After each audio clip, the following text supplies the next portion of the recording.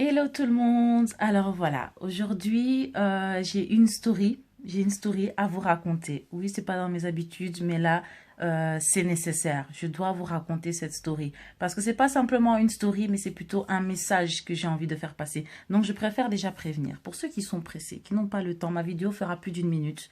Je pense plus de 2 minutes. Bref, je vais raconter mon message. Peu importe le temps que ça prendra, mais c'est un message important. Donc celui qui est pressé, je suis désolée pour lui. Donc voilà. Alors, je commence. Donc, cette semaine-ci, je me suis rendue, comme tous les mercredis, j'accompagne mon fils âgé de 8 ans à l'entraînement de foot. Et donc, l'entraînement arrive à sa fin. Et donc, je me dirige vers la cafétéria. Arrivé à la cafétéria, je rejoins un groupe de parents qui est africain, de diverses origines, hein, mais africain et noir comme moi. Et alors, on commence à discuter tranquillement. Et à côté, il y a un groupe de jeunes entre, on va dire, 18, 18, grand maximum, je dirais peut-être 19, je dirais d'origine maghrébine. Et alors, ils étaient en train de discuter entre eux, voilà, et tout ça. Et à un moment donné, moi, j'étais de dos. Et il y a une jeune fille qui prend son téléphone et qui parlait de manière, mais vraiment fort et vulgaire et, allez, vraiment irrespectueux, j'ai envie de dire. Et elle disait, à un moment donné, elle a insisté, elle disait, oui, mais tu vois le Azé, le Azé, là, qui s'appelle Freddy Azé. Et bon, je vais pas vous mentir que moi, sur le fait, j'avais pas remarqué. Et les parents qui étaient à côté de moi, tellement c'est vrai qu'elle insistait, limite si c'était pas, on sait pas si c'était de la provocation ou pas, ou si réellement elle voulait faire comprendre à l'autre personne au bout du fil le mot azé. Et alors les parents à côté de moi disent, mais c'est quand même incroyable et ça devient fatigant que on doit parler de nous en utilisant le terme azé. Donc en fait le azé que cette jeune fille est en train de parler au téléphone, en fait elle veut parler de nous, les personnes noires, les Africains, du moins de la couleur noire. Et là, c'est vrai que je me suis dit, mais ouais, mais c'est vrai, en fait, on peut pas être aussi à l'aise de parler comme ça. Alors, qu'est-ce que je fais? Parce que moi, je connais un peu ces jeunes filles qui ont l'habitude d'être là, je leur dis quand même bonjour. Alors, je me retourne, et qu'est-ce que je fais? Avec mon regard, j'essaie de la regarder en le faisant comprendre par mon regard. Écoute, est-ce qu'il y a pourrait peut-être moyen que tu changes un peu ta manière de parler? Parce que ça gêne, et parce que, bon, voilà, quoi, fais un peu semblant, avec mon regard. Et elle fait comme si elle comprenait pas mon regard. Moi, je me retourne encore une fois. Donc, je suis de dos. Et elle continue. Elle insiste. Et on ne fait même pas attention. Je veux dire, on ne lui montre pas aussi fort que ça nous dérange. Et cette jeune fille coupe, raccroche, se dirige vers nous et nous dit d'un air, mais arrogant, irrespectueux. Et elle vient et elle nous use des échelles en disant, je parlais pas de vous au téléphone, hein. Et puis d'ailleurs, Azé, ça veut pas dire noir, hein. Alors déjà, vous pensez bien que, déjà à ce moment-là, j'essaie de lui faire comprendre par X, Y raison que c'était déjà un manque de respect du fait qu'elle se lève et qu'elle se dépasse vers nous. Et en plus de ça, elle se permet de nous dire à nous, de nous rappeler, en fait, de nous rappeler que le mot azé ne veut pas dire noir. Alors je lui dis, mais dis-nous haut et fort, que veut dire le mot azé? Et c'est là qu'elle nous balance. Le mot azé veut dire esclave. Ah bon?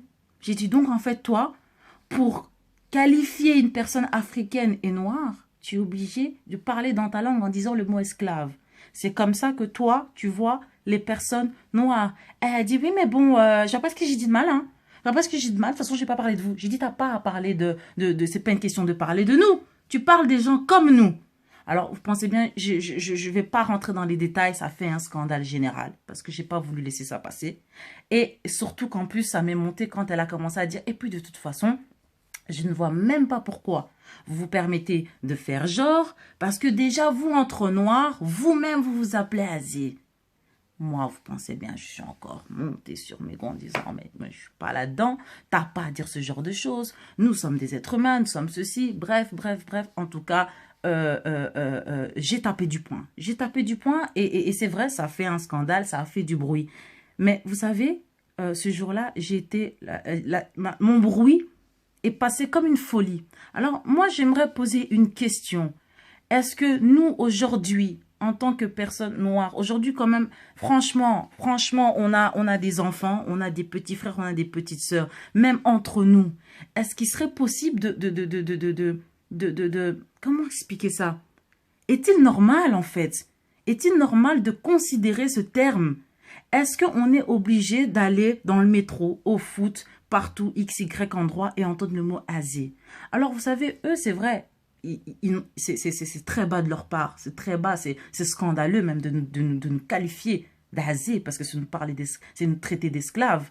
J'ai dit, mais nous, peuple africain, nous, entre nous, personnes noires, cessons ça.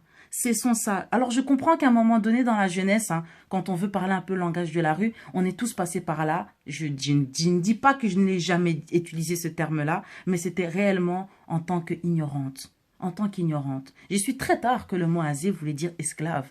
Mais aujourd'hui que moi, je le sais, je ne peux pas tolérer avoir quelqu'un à côté de moi et parler des gens comme nous et dire le mot asé. D'autant plus que eux savent ce que ça veut dire parce que c'est leur langue. Donc, voilà, je voulais un peu interpeller la jeunesse en disant, ce terme-là, est-ce qu'on est censé l'accepter? Est-ce qu'on est censé faire mine de rien en disant, de toute façon, bon, ça fait partie d'un argot? Oui, mais dans cet argot-là, on nous traite d'esclaves. Alors moi, je n'ai aucun problème avec les personnes d'origine maghrébine. J'ai des amis qui sont arabes, qui sont ceci, et on s'entend très bien. Et on a une considération l'une envers l'autre. Mais à partir du moment où le langage commence à changer, surtout que je sais ce que ça veut dire, alors là, ça me pose problème. Alors bon, pour pas trop m'étaler, sortie de cette cafétéria, bien sûr, ce qui était encore beaucoup plus étonnant, c'est que j'ai une question même à vous poser. Est-ce que normalement, tout le monde qui était est-ce qu'au foot, normalement, tout le monde, j'aurais voulu que tout le monde s'exclame, en tout cas, du moins, tous ceux qui ont la même couleur de peau que moi, parce qu'on dira peut-être que ceux qui ne sont pas comme nous ne peuvent pas comprendre. Mais ceux qui sont comme moi n'ont rien dit. J'ai crié haut et fort. Et je pense que ça, après, je sais pas qu'est-ce que ça a donné ou pas, mais le fait que j'ai été seule, ça m'a fait passer comme une hystérique. Mais vous savez, j'ai quitté le foot et j'ai crié haut et fort, hein. J'ai dit, vous savez, chaque jour, moi, je m'assois pour enseigner à mon fils de se défendre face à ce genre de cas. Et il est de mon devoir, par l'éducation que je donne à mon fils, à mes enfants, lorsque moi aussi j'entends ce genre de choses, de crier haut et fort que ce n'est pas normal. Alors vous pensez bien que le deuxième jour, je n'avais pas le temps de laisser ce genre d'histoire comme juste un fait divers. Ou, ah oui, mais non, c'est la maman un peu, elle n'était pas d'humeur, elle s'est un peu... Non. J'ai été voir la direction et je leur ai exprimé. J'ai dit, écoutez-moi, j'ai dit, est-ce normal que dans un club de foot, en plus social, j'ai dit, je dois aller dans une cafétéria et entendre des choses désobligeantes. Parce que il est quand même de votre devoir de trouver ça encore beaucoup plus scandaleux que moi. Parce que vous accueillez des personnes de divers horizons. J'ai dit, donc voilà, c'était un message que je voulais faire passer pour dire, arrêtons de banaliser les choses. C'est très grave. Parce qu'aujourd'hui, nous avons des enfants. Et dans l'éducation, je voulais même dire ceci. Nous-mêmes, entre noirs, cessons de dire ce terme-là. C'est pas notre langue. Que cela nous interpelle. Parce qu'une langue, c'est l'identité. Vous remarquerez que souvent, les personnes maghrébines connaissent leur langue. Les enfants connaissent leur langue. Déjà, depuis le berceau. Même que vous verrez que nos enfants ne connaissent pas nos langues africaines. Et qu'on est là et on commence dans la rue à utiliser des termes qu'on ne connaît même pas. Donc, c'est très important la langue. Très important. Nous ne contentons pas d'apprendre à nos enfants juste le français. Moi-même, je vais me faire violence parce que cette histoire m'a révoltée. Donc voilà, c'était un message que je voulais faire passer. Je voulais vraiment interpeller la communauté et de vous dire vraiment, arrêtons de banaliser les choses. Vraiment, nous sommes en 2018. Je pense qu'à un moment donné, il y a des choses qu'on ne peut plus accepter. Mais ça va que chacun doit y mettre du sien. Si on noie toujours les choses dans le silence, ça n'ira pas.